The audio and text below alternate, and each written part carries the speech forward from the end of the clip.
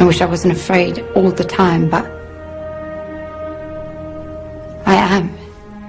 I know this world is screwed up, believe me, I know it better than most. Which is why I wanted to ask if there's anything I can do to help make it right. Please let me know. If you wish.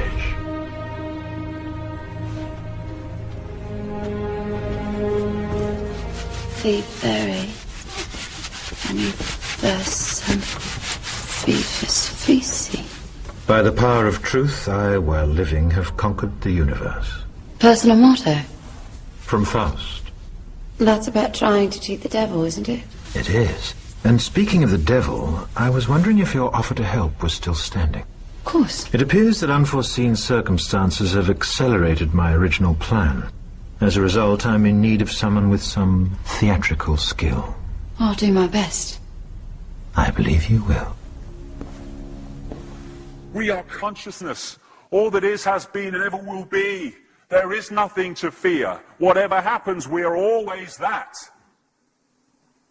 Mind fears, because it's programmed to fear.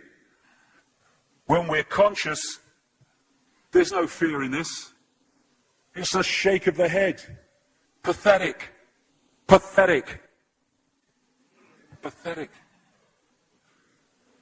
And we need to do this. Compliance. We need to challenge that. Not with violence, not even with aggression. We just need not to fight it. We need to walk away, because without our acquiescence, it cannot survive. You know, when you look at a pyramid, we've been manipulated to believe the power in a pyramid is at the top. It ain't. The top of the pyramid is there because the rest of the pyramid's holding it up. We're holding this whole thing together. There's a story I told many years ago of a British comedian called Larry Grayson, who died. I kind of knew him vaguely, and not closely, but vaguely. And I went to his memorial service in Covent Garden, and this other comedian did this tribute to his life, in which he read out this story that Larry Grayson had told him. When they were going around the variety halls and the theatres in the 60s, they had this all-male show. And Larry Grayson was the only woman in it because he was dressed up as a woman. And he said that the end of the show, the last scene, all the sailors, all the men came on dressed as sailors, and they were singing Rule Britannia. You know, Rule Britannia, Britannia rules the waves. Oh, I'm very pleased for you. Okay? And as it built up, Larry Grayson would come on dressed as Britannia with the helmet and the shield, and he would be manhandled up the side of this pyramid to the top for the big finish. And he said one night, he said things seemed to be going rather well. He said, and then I noticed that a sailor in the bottom left-hand corner had got rather a cough. And this cough got worse and worse and worse to the point where the sailor couldn't stay in the pyramid anymore and stepped out of it. Larry Grayson, symbolic of this elite at the peak of the pyramid, ended up in the second row. And the elite, the power center, had done nothing to bring about this. One sailor, the bottom of the pyramid, had got a cough. And the whole thing collapsed. And I listened to that and I thought, my God, yes, that's it. We, the powerless people, are holding the powerful people up there, and they know that. They're terrified of us realizing that. Do you remember that movie, animated movie, A Bug's Life? A Bug's Life with the grasshoppers? And what happened was, there was these ants, and Ant Island as they called it, and these grasshoppers used to come every year and take all the food, and the ants had to spend a whole year gathering the food together for the grasshoppers because they were terrified of the grasshoppers. There weren't many of these grasshoppers, and one day they're in their winter quarters in a tree, these grasshoppers, and they've got all the food they need, and someone suggested among the rank and file grasshoppers that they didn't need to go to Ant Island this year because they had all the food they needed. And then out came the leader of the grasshoppers to tell them the facts of life, and the few are going to control the many. It's a wonderful speech. If you ever can see that movie, A Bug's Life, I do recommend it. And he said, basically, They outnumber us 100 to 1. And if ever they figure that out, there goes our way of life. So we have to keep the pressure on, basically. We have to keep them working, so they don't figure out where the real power is. And that's why this network of manipulation works so hard to keep us in these states. Like I said earlier, what are people leaving foreclosed homes for? Foreclosed by banks that have caused the unemployment that lead to them having to leave their homes. Stay there, refuse to leave, make it difficult for them. Expose them for what they are. We make it so easy, the non-compliance. No longer will we just do it because we're told to do it. Is it just? Is it right? Okay, I'll do it. Is it unjust? Is it not right? I ain't doing it. We start to make the decisions on what we will and will not do based on our values and not some imposition from the dark suits. These people are gonna give me, grant me, or grant me not my freedom. I'm all that is.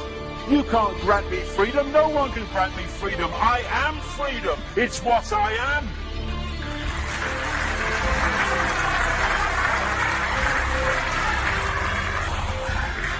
The big question, what would consciousness do?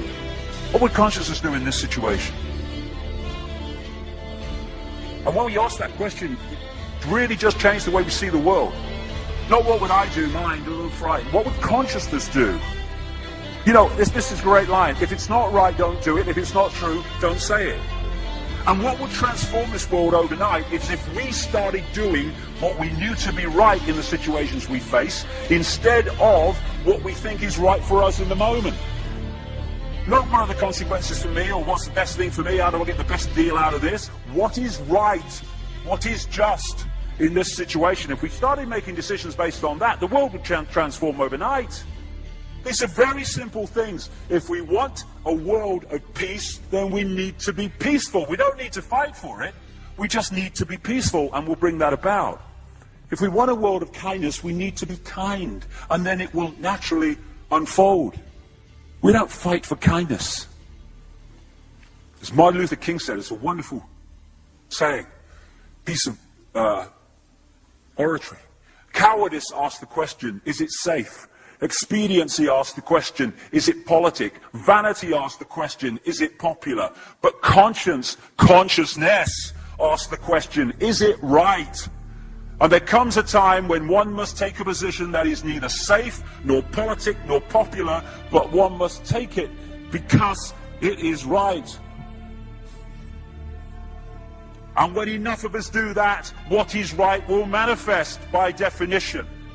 And we're in this position now where this vibrational change, this energetic change is taking place, where we can start cracking these eggshells, where we can start becoming the full magnitude of who we are, where we can be consciousness in the now, using mind to experience this reality instead of being governed by it, turning the key to let consciousness in. We're being offered this opportunity now. No longer can we say we didn't realize who we are, we didn't know we could do that. I was kind of waking up one day, and I saw this earth imprisoned, and I saw this big lock and a key going in and being turned. I went on the internet just very shortly afterwards. I was looking for a picture, not this one, and that's what I saw. The picture I'd just seen in my half kind of sleep. And that's what we're being offered the chance to do now, to turn the master key called becoming conscious that will bring an end to this. It's being given to us, we just need to take it. And to take it, we need to say enough. Enough of being enslaved by these people, enough of being enslaved by our manipulated ignorance, enough of being enslaved by the fear of being who we are.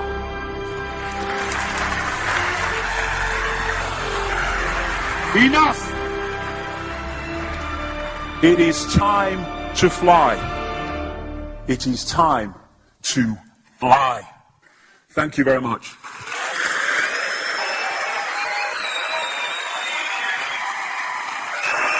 Thank you. Thank you very much. Thank you. Thank you. Thank you.